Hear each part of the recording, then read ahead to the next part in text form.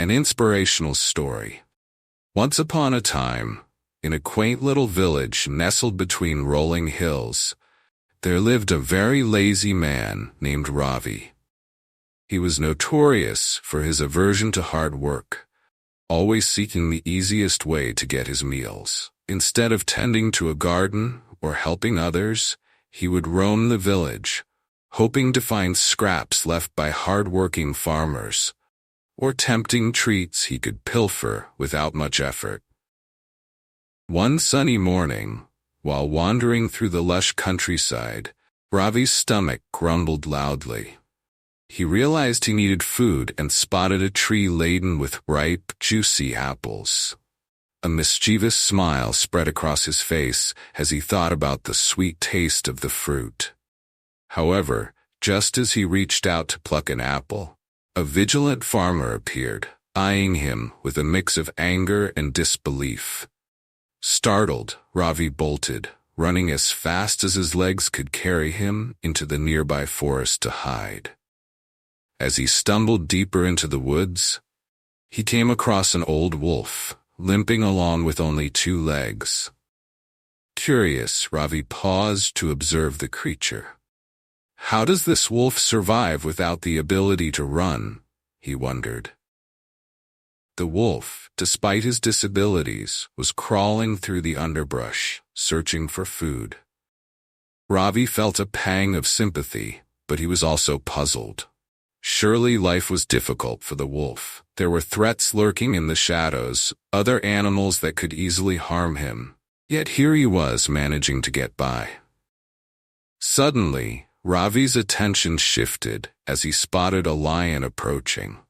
The majestic creature walked with an air of confidence, holding a piece of meat in its powerful jaws.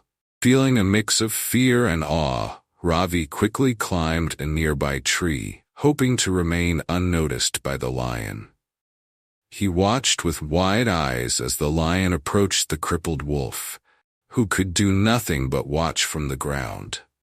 To Ravi's amazement, the lion set down the piece of meat in front of the wolf and walked away, allowing the old creature to feast. Ravi's heart swelled with a mix of emotions, happiness, wonder, and a strange sense of divine intervention.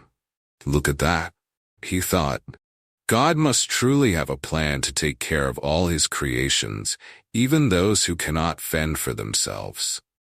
Inspired, Ravi pondered his own situation. If God provides for the wolf, then surely he has a plan for me too.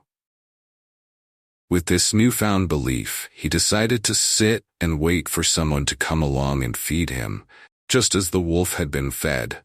So he found a comfortable spot under a shady tree, settled in and closed his eyes, envisioning a delicious meal arriving at any moment.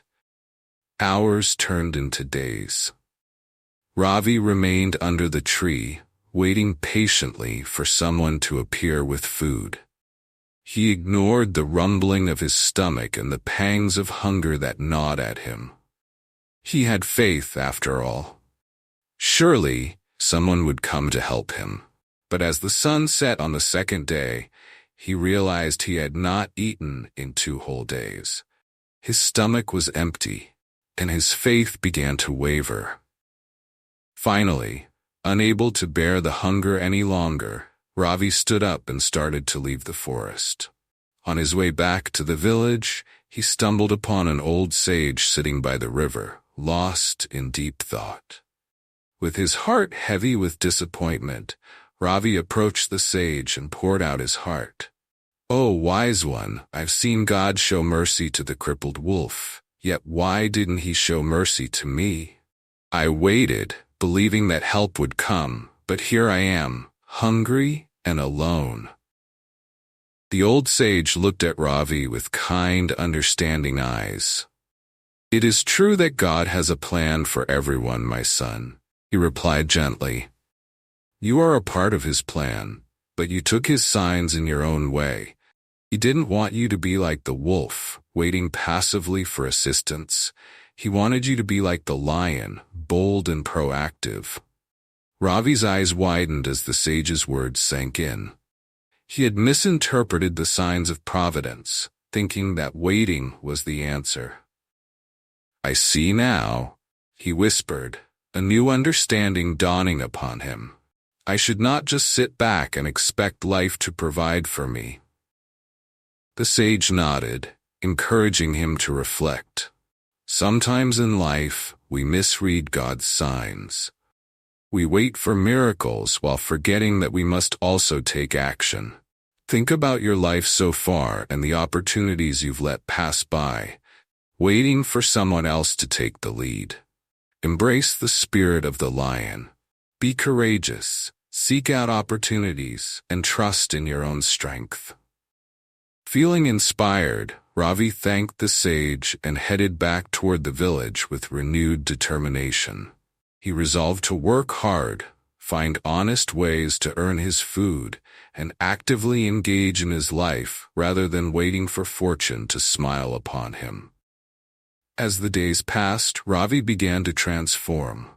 He took up small jobs around the village, helping farmers in the fields, assisting the baker, and learning valuable skills.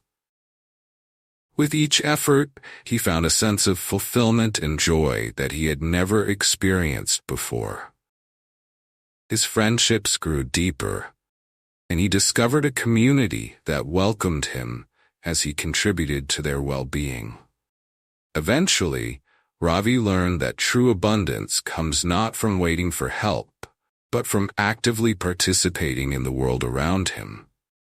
He realized that while the wolf was a reminder of God's care, the lion embodied the courage and determination needed to navigate life's challenges.